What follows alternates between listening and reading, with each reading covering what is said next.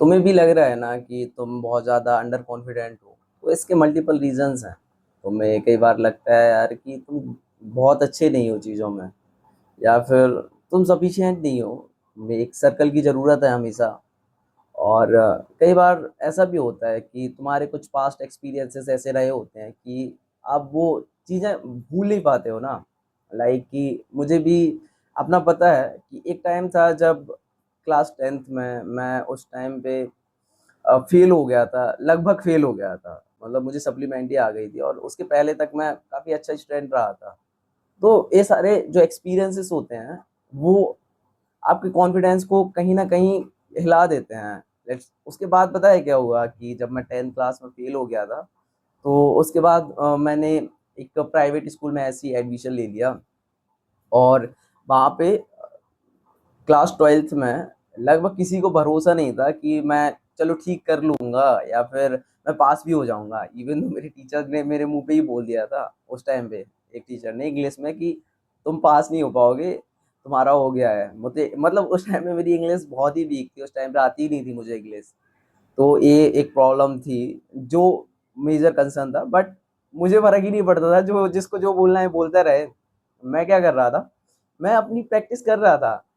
और मैं सारा चीज़ों को इतना ज़्यादा प्रैक्टिस कर लिया कि भाई जो भी आएगा देखा जाएगा। और सब कुछ ऐसे ना दिमाग में तुरंत क्लिक होता था उस टाइम में कि यार कर लो कर लो कर लो कर लो, मार्क्स लानी है लानी है लानी है।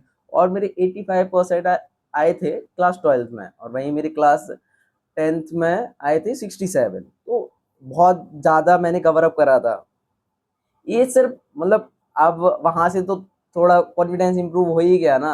और फिर एक वो भी तो होता है ना कि तुम्हें लगता है कि यार तुम्हें कुछ तो करना ही है, ऐसे तो नहीं बैठ सकते। क्योंकि यार देखो, गांव से बिलोंग करते हैं तो अब गांव में आप देखोगे कि 300 400 यदि आप दिन का कमा लेते हो तो ठीक है, चीजें बहुत बढ़िया है।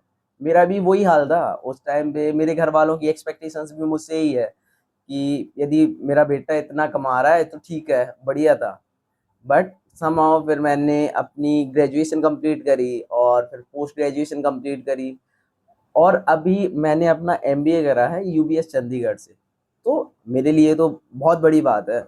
एक ऐसा बंदा जिसने अपने गांव से आके, जिसको इंग्लिश का ई भी नहीं आता था सही से ना, सच बताऊं तो उसने कैट क्वालिफाई करा, कैट दिया, और उसके बाद अभी प्रेजेंट में उसने यूबीएस से एमबीए कर ली।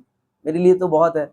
क्योंकि जब मैं था तो इंग्लिश तो मतलब मेरी ऐसी थी, मान लो कि इवन दो कैट का स्कोर भी मेरा इंग्लिश के कारण ही खराब हुआ था, क्योंकि इंग्लिश आती ही नहीं थी मुझे, इंटरप्रिटेशन में ही प्रॉब्लम होती थी।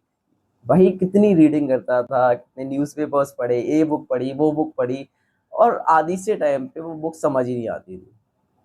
तो अब क्या मतलब था इसका कि मैं चीज़ें करना नहीं चाहता था? भाई मैं चीज़ें करना चाहता था, बट चीज़ें हो नहीं रही थी उस डायरेक्शन में जिस डायरेक्शन में मैं चाहता था। लोगों को कई बार लगता है कि क्या ही है, और कुछ लोग अप्रिशिएट करेंगे। और यदि मैं कोई इनिशिएटिव ले रहा हूँ तो बहुत सारे लोग ऐसे भी हैं जो मजाक उड़ाते हैं। अब जैसे कि मैंने अपना यूट्यूब चैनल भी स्टार्ट करा, और मैंने अपना वो इंस्टाग्राम पे भी मैं वीडियोस बना रहा था। तो वहाँ पे अब लोग ऐसे ना सिर्फ ऐसे डायरेक्टली बोलने लगते हैं ना, मजाक उड़ाने लगते हैं कि यार क्या भाई प्रकाश, बढ़िया यार, अब तो प्रकाश टॉक्स चल रहा है, ये वो, इस टाइप से चीज़ है।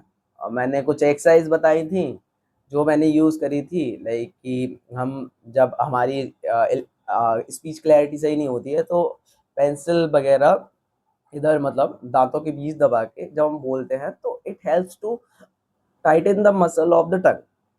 जिससे क्या होता है कि हमारी स्पीच क्लैरिटी बेटर होती है। इस केस में भी लोगों ने मजाक उड़ाया। लोगों का काम यही है ना, उनके पास टाइम ही नहीं है कुछ करने को। जिसको देखो वो आपको कुछ ना कुछ बोल के चला जाएगा।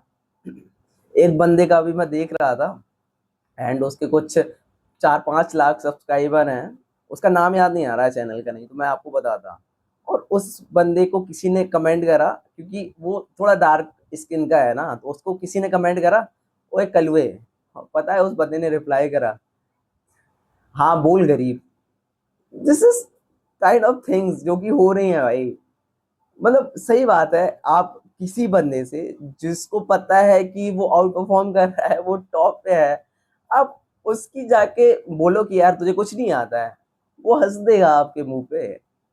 इस कोई बंदा जो कि एक्चुअल में ट्राई कर रहा है और तू बैठ के सिर्फ जज कर रहा है और दूर से सिर्फ कमेंट मार रहा है, तो तेरे मुंह पे भी हंस देगा वो कि "बहनचोद, मैं तो इधर ट्राई कर रहा हूँ, तूने क्या किया"।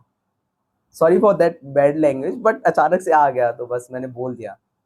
तो कॉन्फिडेंस सिंपली आता है जब आप सेल्फ स्टीम को अच्छा रखते हो भाई। बहुत सारे बंदे ऐसे हैं ना जिनको कोई काम नहीं है, ऐसी ऐसी फुद्दू बातों पे डिस्कशन कर रहे होते हैं, लाइक यार ए एनिमे बेटर है, जुजुत्सु काइसन देखा, उसमें सुकना सबसे बेटर था, ये बेटर था, वो बेटर था, और फाइट कर रहे हैं लिटरली। गट्स रखो भाई ये बकवास बातों में। यदि आप नहीं भी पढ़ रहे हो तो ठीक है।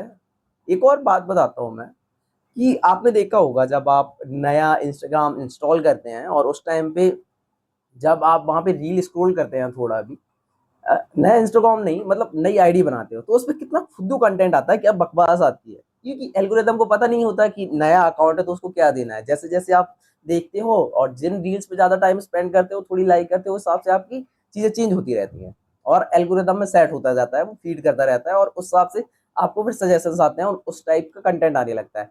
बट जब इनिशियली जब आप स्क्रॉल करते हो तो कितना फुद्दू कंटेंट आता है, और लोगों के पास टाइम है कि उसको देख के बैठ रहे हैं, उन कंटेंट पे भी मिलियंस ऑफ व्यूज जा रखे हैं, लोग वहां पे इंटरेक्ट कर रहे हैं, इतना ज्यादा लोग विले बैठे हैं, उनको कुछ पता ही नहीं है।